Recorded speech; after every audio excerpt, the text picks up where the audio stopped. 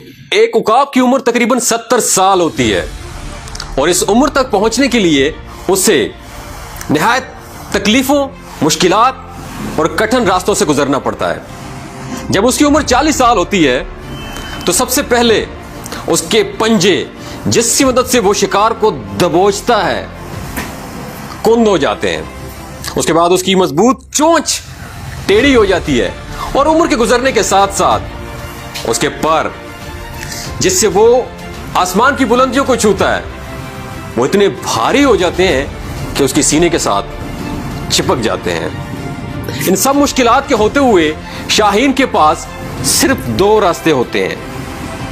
पहला रास्ता कि वो अपनी मौत को तस्लीम कर ले, हिम्मत हार जाए, अपनी हार मान ले और मर जाए।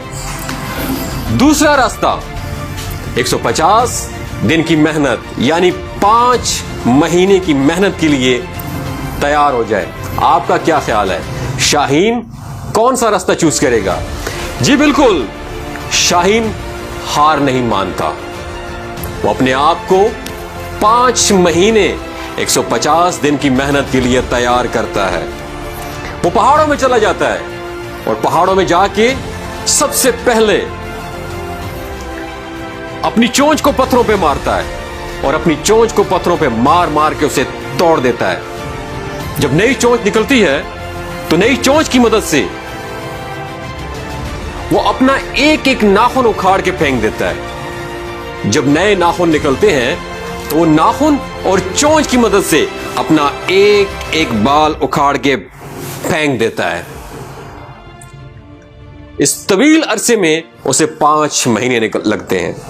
जब 5 महीने बाद वो पहाड़ की चोटी पे खड़े होके नई परवाज भरता है, हवाओं में उड़ता है, नई चोंच, नए बालों के साथ और नए परों के साथ, तो उसे ऐसा महसूस होता है जैसे उसने दूसरा जन्म लिया हो, नया जन्म लिया हो। इस तरह वो मजीद जिंदगी की 30 बहारें देख पाता है।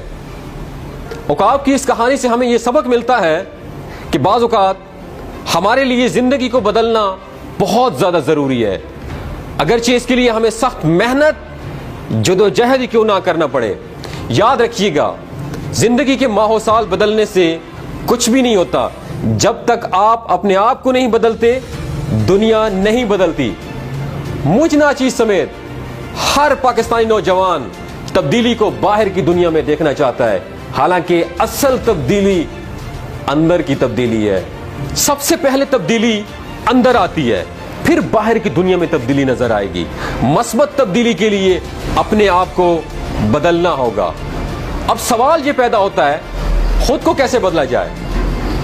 खुद को बदलने के फलसफे का मतलब ही यही है, अपनी कमियों, अपनी कोताहियों, अपनी कमजोरियों को आइडेंटिफाई किया जाए, तलाश किया जाए, फिर उनको बेहतर से बेहतर बनाने की कोशिश की जाए।